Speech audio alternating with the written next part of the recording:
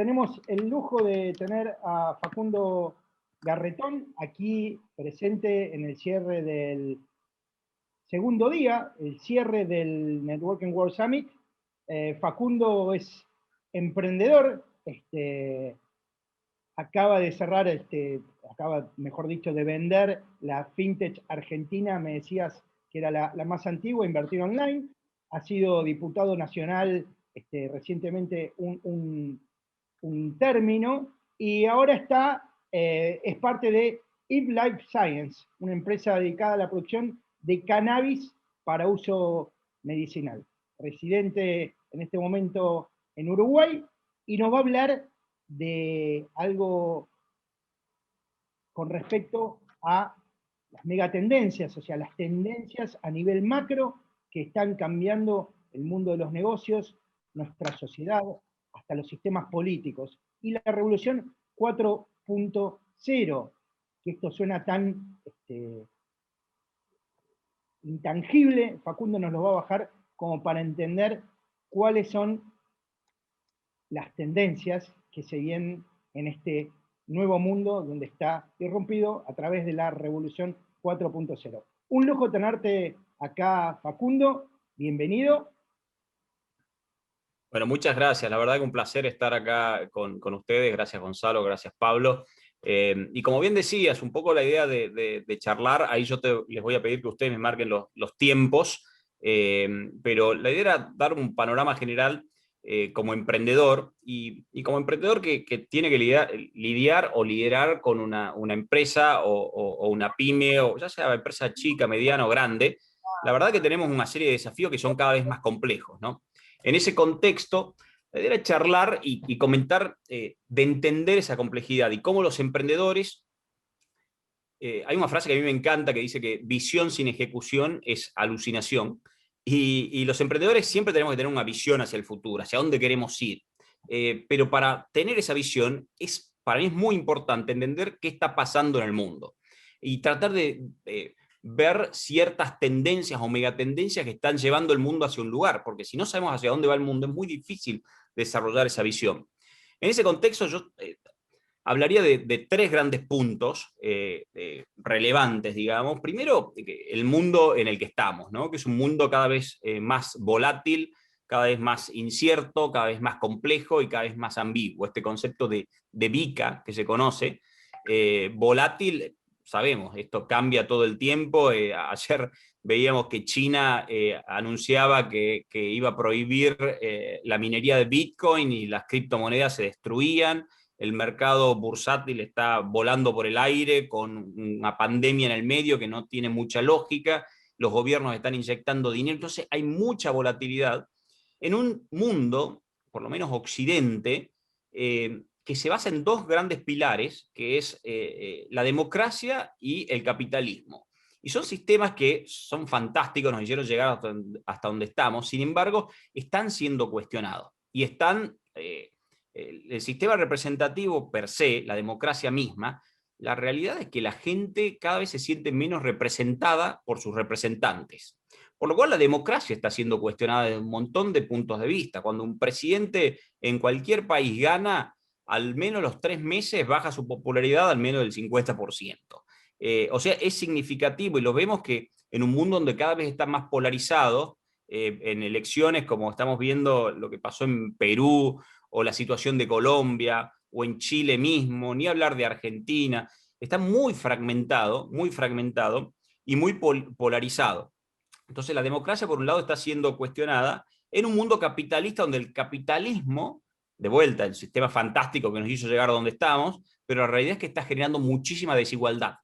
Y esa desigualdad se está volviendo cada vez extrema. Solo pensar que hay 63 personas que tienen más dinero que 3.500 millones de personas. O sea, 63 personas tienen más que toda la otra mitad de la población. Esas situaciones están generando tensiones. Entonces, eso hace que estemos en un mundo cada vez, esto que decía antes, más volátil, incierto, complejo, ambiguo, donde los grandes desafíos que tiene el mundo son macro. Es decir, ya no hay problemas conceptualmente de países, o son grandes problemas que tenemos como planeta, como humanidad, o son pequeños problemas que tenemos a nivel más chico, a nivel local, a nivel municipal, por decirlo, ¿no? Entonces, los problemas del medio, de nación a Estado, están perdiendo importancia. Entonces, ahí es donde los líderes, en vez de estar viendo los próximos 4 años de una elección presidencial, por decirte, deberían estar viendo los grandes desafíos que tenemos como planeta, ¿no? En un mundo cada vez que está mucho más interconectado, cada vez es mucho más multipolar, donde ya no depende de un o dos países, lo vimos ahora con la crisis del COVID, que no hubo un claro liderazgo de absolutamente nadie y con un gran problema global, y con un montón de tendencias socioeconómicas que son preocupantes desde un montón de puntos de vista, ¿no? Por un lado tenés cosas buenísimas, en el sentido que estamos en un mundo mucho más abundante, hay cada vez más abundancia. Sin embargo, por otro lado, hay un segmento de la población que Harari lo denomina the useless class, el segmento inútil, o la gente que desafortunadamente no tiene las herramientas para liderar los desafíos que se vienen en ese mundo, ¿no? Ese segmento de personas, ese segmento de gente poco útil o inútil, que viene creciendo a pasos agigantados, empieza a presentar un montón de desafíos, porque hay gente, desafortunadamente, sobre todo en el interior de pequeños pueblos de América Latina, que claramente no tienen las herramientas que el mundo actual está demandando. Y esa gente se está quedando afuera del sistema. Entonces, ¿cómo haces para integrar a todas esas personas, ¿no? Ahí es donde empiezan a intervenir los gobiernos y que lo vemos con distintos tipos de herramientas cada vez más activos, ¿no? Entonces, por un lado tenés la visión de ese nuevo orden mundial, por decirlo, donde está la democracia, el capitalismo, las naciones-estado y todo eso, empieza a decir hacia dónde va todo esto. Y después con un montón de desafíos que son, como mencionaba antes, desafíos globales. Entonces, que todavía no somos conscientes de lo que representan estos desafíos, ¿no? El cambio climático es uno. Lo que pasa es que uno lo está viendo con los tiempos de uno y dice, bueno, en los próximos 50 años va a subir un poquito más la marea, se va a poner un poquito más caliente, nada grave. Pero el tema cuando uno analiza esa perspectiva histórica es realmente grave lo que está pasando y tenemos que accionar esto como mundo y no como país. Entonces ahí es donde empiezan esos grandes desafíos mundiales. El cambio climático es un gran desafío gigante. Después, vinculado a los grandes desafíos, está relacionado el crecimiento de la población.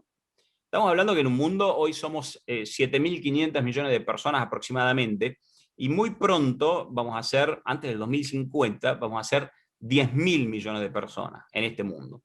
10.000 millones de personas genera un montón de desafíos. Por lo pronto, alimentos. Se necesita aproximadamente 70% más alimentos de lo que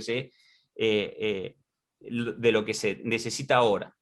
Para el 2050 vamos a necesitar 70% más de alimentos para toda la población. En ese contexto se empiezan a producir un montón de movimientos migratorios, ¿no? De personas que salen de una nación-estado, de un país, para vivir en otro por diversas situaciones, ya sea situaciones políticas, situaciones del cambio climático, por un montón de cosas, y empiezan a haber grandes movimientos migratorios en un mundo donde las personas cada vez viven más. O sea, vamos a ser 10.000 millones de personas y vamos a vivir mucho más. Es decir, se habla de ya los promedios de edad que estaban en el orden de los 70 años ya están llegando a 80 y creciendo rápidamente.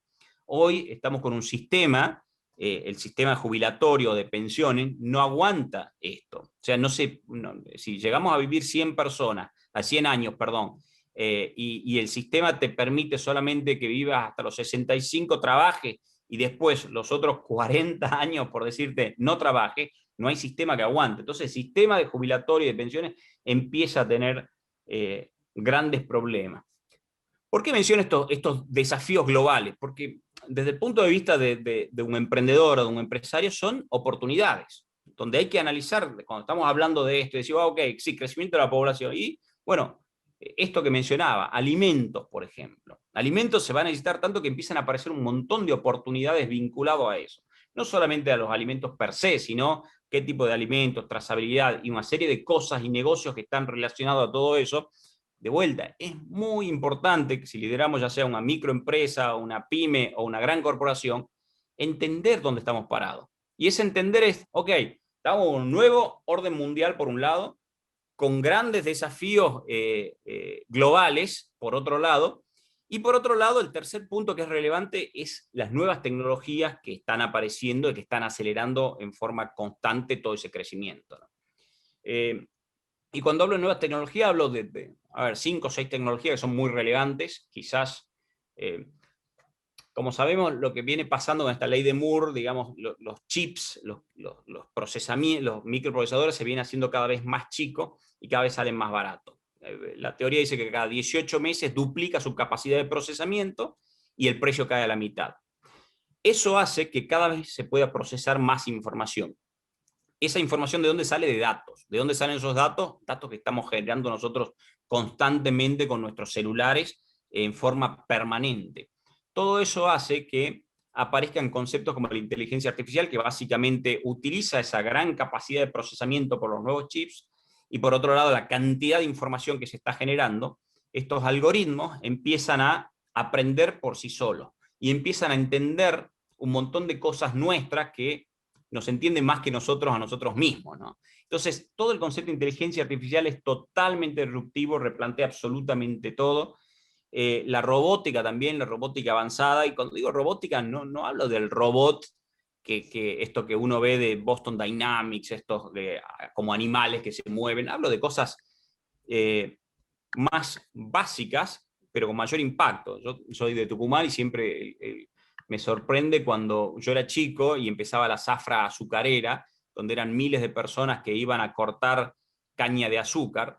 Eso ya no existe. Esas personas hoy fueron reemplazadas por máquinas. No son robots que están cortando caña, pero son básicamente máquinas cosechadoras, donde una máquina reemplaza a 250 personas, donde esas máquinas ya ni siquiera tienen chofer, andan por GPS y saben por dónde moverse con una precisión absoluta. Entonces, toda esa robótica viene avanzando y viene desplazando a muchas personas. No solamente ese tipo de mano de obra, como puede haber sido la persona que iba a cortar caña, sino también personas que tienen otro tipo de conocimientos. Un caso que a mí me sorprende es el año pasado, JP Morgan, uno de los bancos, el banco más importante del mundo, el más grande del mundo, reemplazó abogados con un software de inteligencia artificial. Puso un software y con ese software de inteligencia artificial para abogados corrió a 200 personas. 200 abogados fueron reemplazados por un nuevo sistema que se llama ROS y funciona mejor. Esas tecnologías van a empezar a reemplazar abogados, van a empezar a reemplazar médicos. El sistema de Watson, de IBM, predice cáncer muchísimo mejor que lo puede hacer cualquier médico. Un médico, el médico predice distintos tipos de cáncer con un promedio de casi 80%, 78 punto algo. Watson, este sistema de inteligencia artificial, predice cáncer con un 99.8, o sea, significativamente mejor. ¿A qué voy con esto? Que también todos estos sistemas, toda esta inteligencia artificial, todos estos robots van a ir desplazando a mucha gente. De alguna u otra forma, conecto eso con el punto que mencionaba antes, de useless class. Las personas que al comienzo quizás era una persona que iba a la zafra azucarera y cortaba caña, y ahora esa persona quedó obsoleta, ese segmento obsoleto, que al comienzo era alguien que cortaba caña, y hoy puede ser un abogado, o hoy puede ser un médico. Entonces, ¿a qué voy? Estas tecnologías están reemplazando a las personas. En ese concepto de nuevas tecnologías, todo lo que es la biotecnología y la genómica de nueva generación viene creciendo a pasos agigantados, realmente impresionantes, donde hay que prestar mucha atención a las cosas que se vienen ahí. Después, como tecnología sofisticada, todo lo que se conoce como quantum computing, las computadoras cuánticas. Son computadoras que procesan infinitamente más cantidad de datos de las actuales, multiplican infinitamente más todo. Eso va a ser, imagínense ustedes, sistemas de inteligencia artificial con esa capacidad de procesamiento. Algo, estamos hablando de cosas que nos cuesta imaginar. Eso también con nuevas redes de telecomunicaciones. Perdón. Nuevas redes de telecomunicaciones, las redes 5G, ya se están desarrollando las 6G, pero la 5G es una cosa impresionante, las vi en funcionamiento en ciertos lugares, la capacidad de procesamiento que tiene de transmitir información, y hay una guerra ahí, quienes manejan eso, porque la tecnología es entre Estados Unidos y China, y los estándares eso, porque en el fondo esas pequeñas antenas que están cada 100, 200 metros, son las que terminan interconectando a todo. Es decir, toda la información pasa por esas antenas y se están peleando quién domina esa información y esa tecnología, ¿no? Todos estos conceptos hablan de una cuarta revolución industrial. Estos puntos que estaba mencionando, dice, esta es la cuarta revolución industrial, donde se dice que la primera revolución industrial fue a finales de 1700, cuando aparece la máquina generación de vapor, el tema hidráulico, los trenes, las máquinas a vapor y todo eso. Cuando se produce la primera revolución industrial, el PBI mundial se multiplica 8 a 9 veces, es decir, pega un salto en forma significativa. La segunda revolución industrial, en 1870 más o menos, es cuando aparece la división del trabajo, la producción en serie, aparece la electricidad, la producción en masa, a escala y todo eso. También el PBI mundial se multiplica por 2, o sea, pega un salto significativo. La tercera revolución industrial, ya para los 60 más o menos, 60 casi antes de los 70, es cuando empieza la electrónica, las computadoras, algunos procesos de automatización, los chips, de vuelta, duplica el PBI mundial. Y ahora estamos ante esto, que se conoce como la cuarta revolución industrial, donde es la tecnología digital que mencionaba antes, integrada a un mundo físico, en un contexto totalmente volátil. Eso va a hacer que sea muy difícil medir el impacto global que vamos a tener. ¿Qué va a pasar con el mundo? Es muy difícil, pero sin duda estamos ante un hecho que nunca nos pasó. Sabemos que se va a multiplicar de vuelta el PIB en forma significativa, sabemos que va a haber cada vez más desafíos en un contexto cada vez mucho más volátil, mucho más incierto, mucho más complejo y mucho más ambiguo. En ese contexto creo que el rol del emprendedor es la clave. El emprendedor es el que tiene que entender lo que está pasando y en función de lo que está viendo que va a pasar, tratar de determinar cuáles van a ser sus acciones. ¿Qué va a hacer cómo se va a parar ante todos esos desafíos? Entonces yo creo que estamos quizás ante el inicio de un nuevo orden mundial. Obviamente esto no cambia de un día para el otro. Esto no es, bueno, el año que viene. No, esto viene cambiando. Viene cambiando. Y estoy convencido que no sé cuánto va a ser. No sé si van a ser 5 años, 10 años, 50 años, pero como decía antes, estamos ante un cambio de un inicio del orden mundial por un lado, esto de la democracia, del capitalismo que están siendo cuestionados. Después me parece muy importante que tenemos que entender cuáles son todas estas megatendencias que yo mencionaba y cuáles son las tecnologías estas que están cambiando el mundo. Porque si no entendemos eso es muy difícil saber cómo accionar nosotros como emprendedores, ¿no? Y en las etapas como las actuales, yo creo que son momentos para construir. ¿A qué voy con esto? Que muchos dicen, uy, pero con el quilombo que hay en el mundo, con el COVID, no podemos viajar, estamos... Bueno, yo creo que son los momentos donde hay oportunidades para construir. Cuando uno analiza cuándo aparecieron las empresas más grandes, se capitalizaron las mejores empresas, fueron durante momentos como los de ahora, donde está todo incierto, todo complejo, donde hay mucho riesgo para todo, pero los que se animan y hacen bien las cosas son los que terminan logrando grandes cosas, ¿no? Por lo cual, de alguna u otra forma, debemos estar preparados para esto que se viene, y esto se puede hacer de cualquier parte del mundo. Yo siempre digo que la mejor forma de anticiparse al futuro es creándolo. Y creo que tenemos la oportunidad de crear ese futuro que nosotros nos estamos imaginando, ¿no? Totalmente. Interesantísimo. Yo tengo una pregunta para hacerle. Pablo, no sé si vos querés preguntar algo.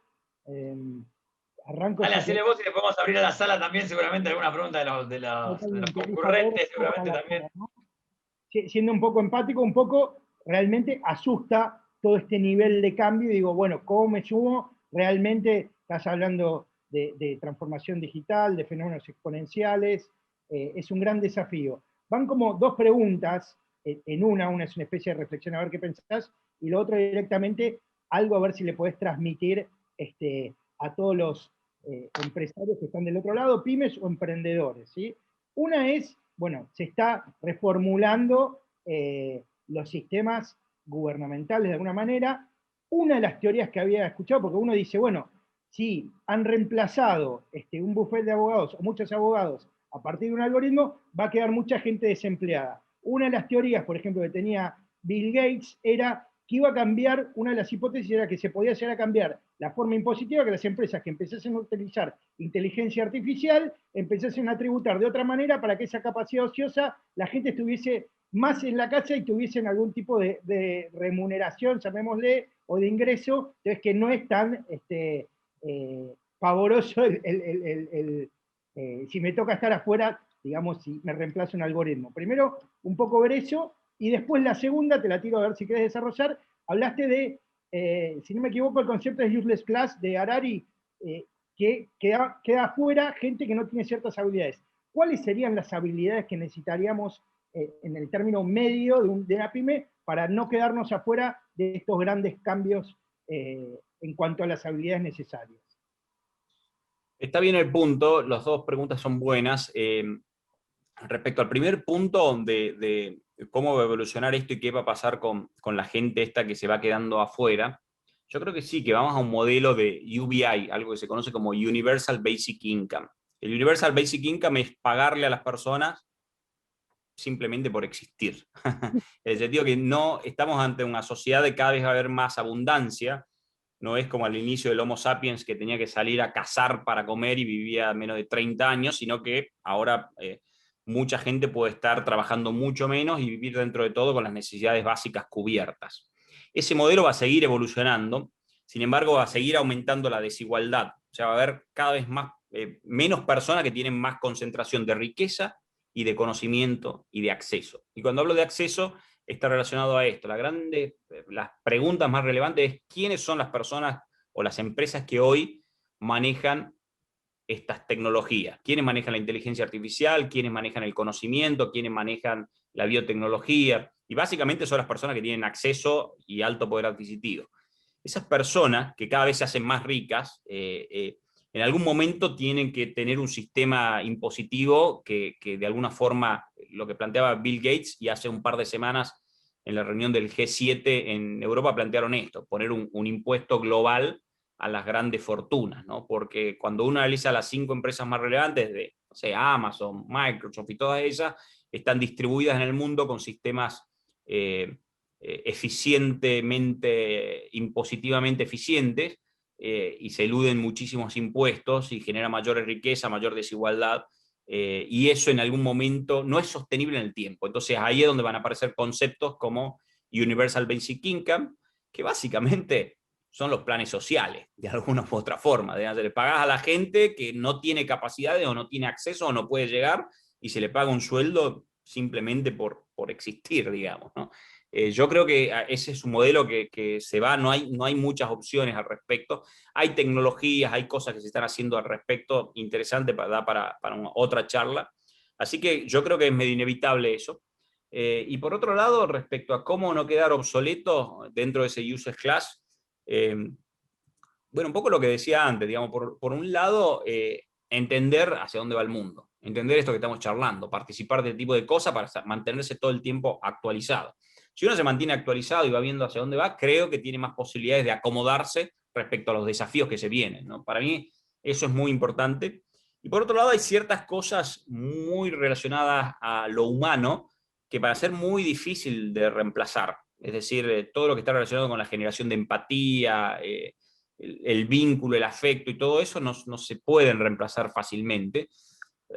Todo lo contrario con las cosas que son repetitivas o mano de obra simple o mano de obra fuerte y barata, digamos. Todo lo que sea reemplazado por robots y máquinas, hay un montón de cosas que van a ser reemplazadas, o tareas repetitivas simples también van a ser reemplazadas por los algoritmos. Sin embargo, todo lo que sea empatía humana, no, eso va a ser cada vez más valorado, creo yo, ¿no? Bien. Facundo, una pregunta mía, ya después abrimos a la sala, que hay algunas manos levantadas. Vos hablaste de muchos escenarios que cambian y muchas oportunidades, obviamente, ¿no? La gente que vive más, gente que queda fuera del mercado, y distintos escenarios que van cambiando. ¿Cuál es el mercado que más te parecería atractivo para vos para decir, en este nicho me gustaría, o le tengo una fe si pongo un emprendimiento? ¿Qué te parece? Sí, bueno, yo más allá de estar vinculado a mis emprendimientos, soy inversor y estoy vinculado a varios emprendimientos, y todos los emprendimientos intento de invertir en empresas que generen algún tipo de impacto y solucionar los grandes problemas que hay en el mundo. Entonces, cuando vos analizás estos desafíos que tiene el mundo, son grandes oportunidades en el fondo. Entonces trato de identificar empresas que estén enfocadas a ese tipo de cosas. Entonces, si hablamos de cambio climático, una de las empresas de mis favoritas que invertí es una que se llama Pachama, que utiliza tecnología para detectar la capacidad de absorción de carbono de los árboles, una serie de cosas, que es una empresa que está en California, iniciada por un amigo mío argentino, y que le está yendo muy bien. Jeff Bezos, el dueño de Amazon, invirtió en esta empresa. ¿Por qué invertí en esa empresa? Justamente porque ataca los grandes problemas del mundo, ¿no? Otra cosa que mencionaba era esto del crecimiento de la población y la necesidad de alimentos. Invertiría en alimentos, digamos. ¿Qué alimento? Bueno, pero si sabemos que la producción en serie vinculada con la ganadería y todo eso extensivo ya no va o está siendo cuestionada, invertamos en otro tipo de alimento, ¿no? Carne cultivada, ese tipo de productos generadas biológicamente o a través de otro tipo de cosas, creo que son oportunidades interesantes. Entonces, las oportunidades para mí están relacionadas a los grandes problemas que tiene el mundo, digamos. De hecho, yo creo que yo ahora, digamos, mi negocio principal es esta empresa EV Life Sciences, que se enfoca justamente en well-being, en bienestar.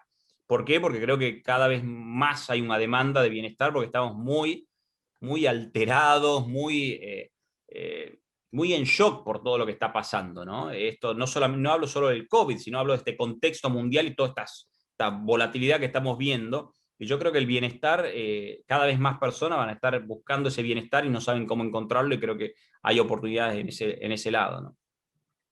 ¿Cómo se llama esa compañía que muchos están diciendo, uy, qué bueno, bienestar? Contales, ¿cómo se llama? No, yo estoy ahí involucrado en varias empresas de bienestar. Básicamente son 5 empresas. Una en Uruguay se llama EV Life Sciences, otra en Colombia que se llama Blueberries, otra en California que se llama Flowcana. Todas ellas vinculadas a la industria del cannabis, específicamente con sus distintos cannabinoides, ¿no? Buenísimo, genial, Facundo, bien. Tenemos algunas manos levantadas. Empiezo por la de Luis, que fue la primera que levantó. Luis, ¿estás ahí? Te veo la cámara apagada ahora. Ahí está, dale. Escucha, Facundo. Hola. Hola, Facu. Creo que podemos hacer varias cosas los dos. Tú hablabas, Gonzalo hizo 2 preguntas interesantes. Una que se llama STEM, que son las habilidades a las que él se refería, ¿sí? Que son las que se requiere para todo lo que está ocurriendo ahora. Y tú hablabas de los chinos también que decían que iban a quitar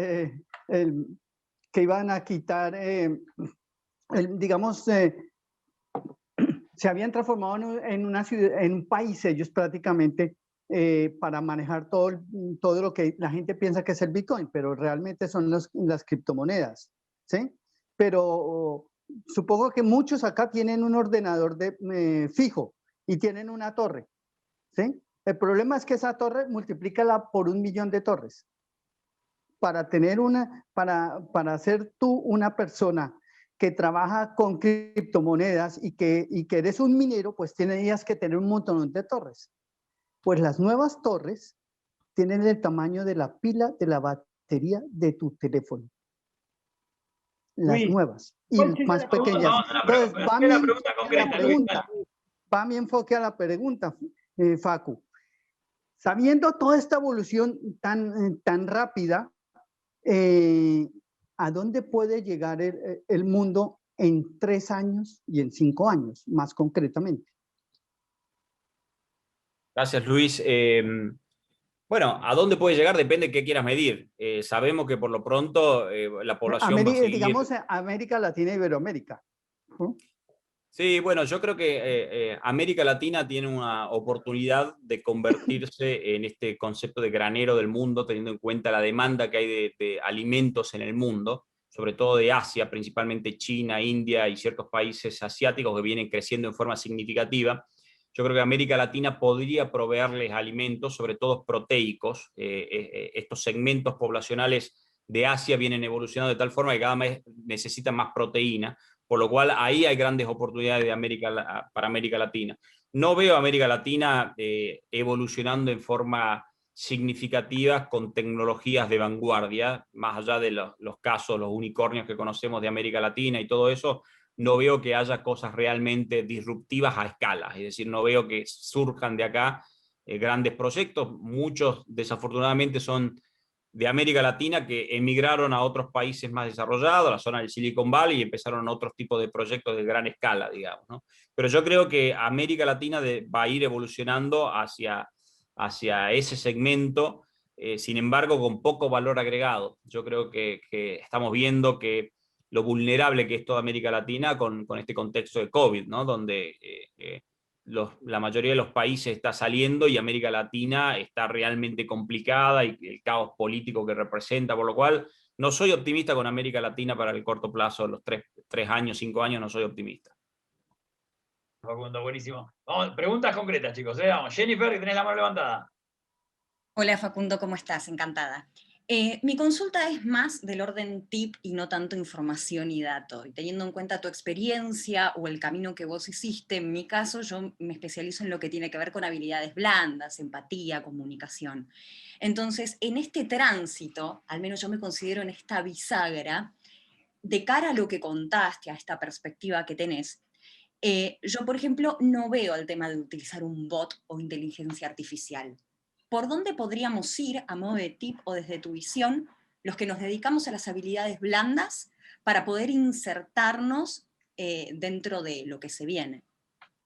Está buena tu pregunta, Jennifer, y yo creo que las personas que están haciendo lo que vos hacés de alguna forma son las que están mejor posicionadas, donde en el sentido de que es mucho más difícil para un algoritmo o un sistema de inteligencia artificial reemplazar eso que vos estás generando, la empatía, la comunicación, el coaching y todo eso. O sea, hay algo que se llama el test de Turing. El test de Turing es desde hace muchos años, creo que de los años 50 existe este test, que básicamente es hablar, interactuar con un sistema que vos no estás viendo, estás interactuando con alguien que vos no ves, y pasás el test si no te das cuenta si es humano o es un sistema de inteligencia artificial.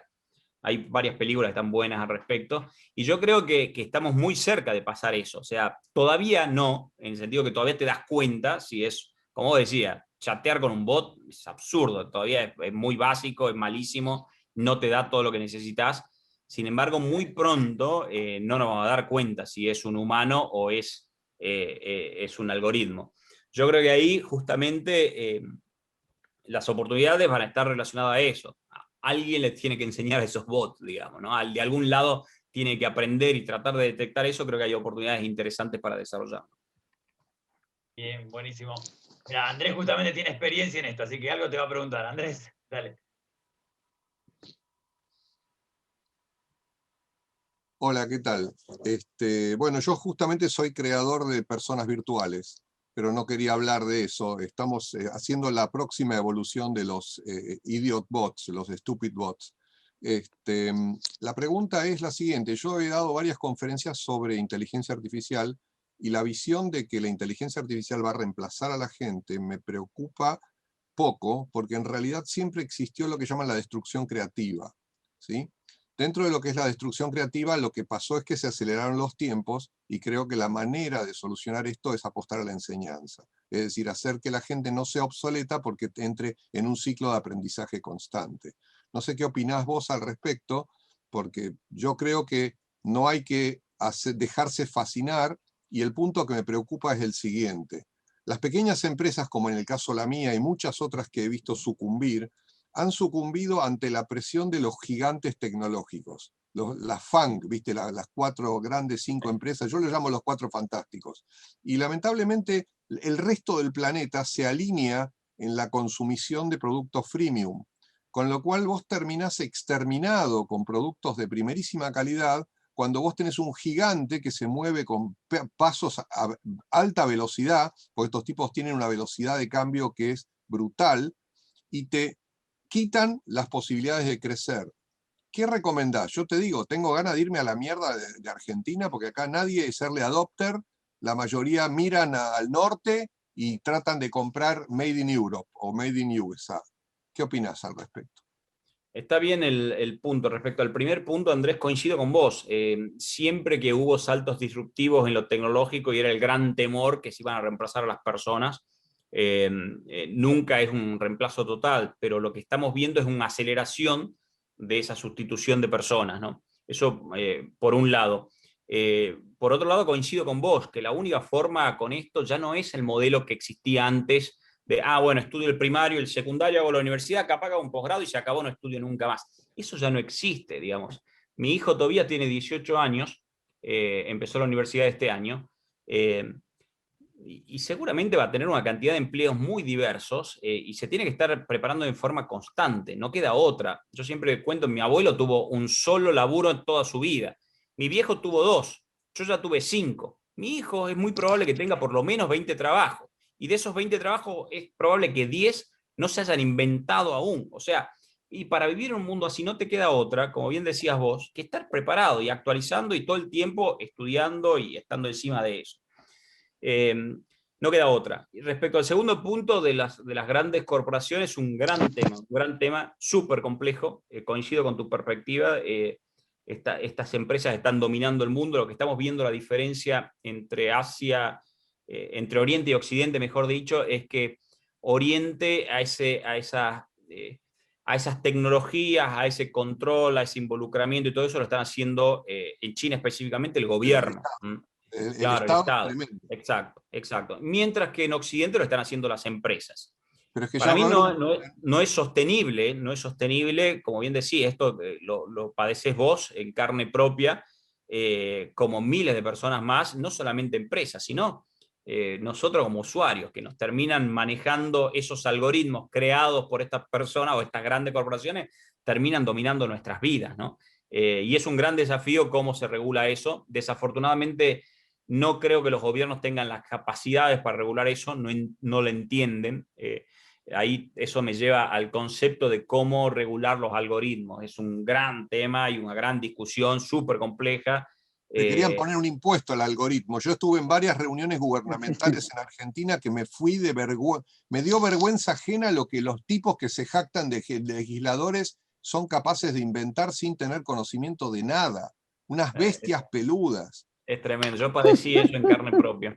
Les quiero contar, los que quieran hacer preguntas también, no va a llegar el tiempo a que preguntemos todos, la verdad que es interesantísimo. Dejé ahí un link para que después puedan preguntar ahí en un posteo de LinkedIn o presentar su negocio fuera de las salas para que sigan en contacto. Así que pueden cliquear ahí en el chat también y hacer las preguntas que quedarán ahí pendientes en algún momento, si tiene tiempo, Facundo y la gentileza podrán... Me metí en un aprieto ahí, pero va a haber muchas preguntas y lo metí en un posteo de LinkedIn para que no, digamos, tampoco se extienda tanto. Entendemos también que tenés una agenda complicada y también la gente capaz que en algún momento también tiene que volver a su momento. Pero seguimos, Pablo, entonces... Hacemos las dos que tienen la mano levantada y ya lo despedimos a Facundo, que gracias, que su tiempo vale oro. Así que Grace, tenías la mano levantada hace un ratito, la electrónica, así que dale. Está muteada, Grace. El Instagram de Facundo, aprovecho para pasárselos por acá. También es @fgarretón. Ahora se los estoy escribiendo en el chat. Acá estoy. Sí, Grace, te escucha Facundo. Bien. ¿Qué tal? ¿Cómo estás? Bueno, un gusto escucharlos, la verdad, un placer. Hay muchas cosas que me suenan, ¿no? El tema de la inteligencia emocional, de la inteligencia, artificial. Me salió emocional porque justamente el tema de las emociones a veces parecen como enemigo, ¿no? De lo artificial, ¿no? Dos cositas, me voy a aprovechar y dos cositas. Una respecto del derecho, ¿no? Cómo se puede utilizar y qué riesgoso, ¿no? Estuve en una conferencia respecto de este tema en Estados Unidos y bueno, justamente las empresas no querían decir cómo era el algoritmo, ¿no? Como un secreto profesional, y llegaban a conclusiones en donde parecía ser como que había una cierta discriminación en las sentencias, ¿no? Eso por un lado, lo delicado. Y otra cosa que me quedó sonando y me despertó la curiosidad es el tema del cannabis. Me parece maravilloso, es un nuevo campo que se abre, pero lo que no sé son las limitaciones legales. Por supuesto que habría que investigarlo, ¿no? Pero porque suena como muy posible, pero ¿qué límites tiene? Dos Está bien, cosas gracias totalmente Grace. distintas. Gracias, Grace. Perdóname Respecto a... porque muy No, distinta está una bien. cosa de la otra. Está bien, está bien. Sí. Respecto al cannabis, sí, se viene regulando estuvo prohibida de los años 40 hasta los 90. En los 90 se empezó a investigar y se descubrió que la planta de cannabis tiene un montón de cannabinoides que sirve para las personas con un montón de enfermedades. Básicamente, a fines de los 90 se descubrió que las personas tienen algo que se llama sistema endocannabinoide, Ay, y los distintos cannabis impactan en las personas de distinta forma. Entonces ahí aparecen un montón de cannabinoides, uno el CBD, que es el que te ayuda a dormir, el THC es el que tiene el componente psicoactivo, el CBG, el que es antiinflamatorio, y en función de eso se empezaron a hacer distintas formulaciones que terminan mejorando en forma significativa la calidad de vida de las personas. Entonces esto se reguló en los distintos países, primero empezó Uruguay, en América después siguió Canadá, después siguió Colombia, después Perú, después México. Ahora en Argentina entró una nueva ley de cannabis medicinal al Congreso y viene avanzando rápidamente. Y está orientado a esto, ¿no? A mejorar la calidad de vida de las personas. Van desde problemas que puede ser epilepsia refractaria, una madre que tiene un hijo que tenía miles de convulsiones por día, con 2 gotitas de CBD, deja de tener convulsiones a esa frecuencia y le mejoras en forma significativa la calidad de vida. Es algo que es nuevo, se está avanzando rápidamente, se está regulando, pero está probado los beneficios que tiene, que son realmente gigantes, por lo cual claramente hay una gran oportunidad ahí, ¿no? Siempre en aceite estamos hablando, ¿no? Bueno, los cannabinoides se aíslan, sacas un componente aislado y en función de eso lo puedes hacer aceite, que es el más popular, las combinaciones de CBD, THC y todo eso, pero lo podés hacer en pastillas, en edibles, en parches, en lo que sea, digamos, ¿no? Buenísimo, gracias Facundo, buenísimo. Sandra, última pregunta, que tenés la mano levantada. Buenas tardes a todos y Facundo, muchas gracias por tus conocimientos y amabilidad. Un tema que me apasiona mucho es la educación. En relación a ello, te pregunto, por favor, ¿cómo ves la educación profesional en los próximos años y actualmente enfocada también en los infoproductos, con temas que no encontramos en las universidades y que los chicos de ahora ya lo están requiriendo, o los mismos profesionales que tenemos también un poquito de más años lo requerimos? ¿Y qué valores adicionales ves que podríamos aportar y adoptar para llevar a cabo esos infoproductos con éxito? Muchas gracias. Gracias, Sandra. Bueno, el sistema educativo o la educación en el futuro es un gran punto, un gran signo de pregunta. Claramente el sistema educativo actual es obsoleto, digamos. Esto de que nos metan a todos de la misma forma, en una misma aula, y nos enseñen lo mismo y nos hagan rendir lo mismo, es absurdo porque todos somos distintos, tenemos totalmente distintos, tenemos otros gustos, otras pasiones, otros propósitos, otros conocimientos, de todo. Entonces, esos modelos que conocemos en la actualidad quedan cada vez más obsoletos. Yo creo que el rol que tienen que sentir hoy los maestros, más que maestros, son facilitadores de acceso al conocimiento, de chequeo de la información, de la profundización, pero creo que tienen que ser más motivadores a los aprendices, por decirlo, ¿no? Hay toda una teoría que se llama la teoría del long tail, que uno cuando ve una curva normal dice que las largas colas está el gran negocio, y cada vez pasa más eso. ¿A qué voy con esto? Que los chicos hoy ya no es que están buscando un core de estudio y aprender algo sobre un tema específico, quieren saber sobre un montón de cosas y profundizan sobre lo que quieren, en donde quieren, como quieren, cuando quieren. Entonces, esos modelos de long tail que se conocen, son uno de los grandes desafíos, cómo maximizar el aprendizaje de las nuevas generaciones en esas largas colas de distribución, por decirlo, ¿no? Hay mucho para desarrollar ahí al respecto, ¿no? Buenísimo, Facundo, buenísimo.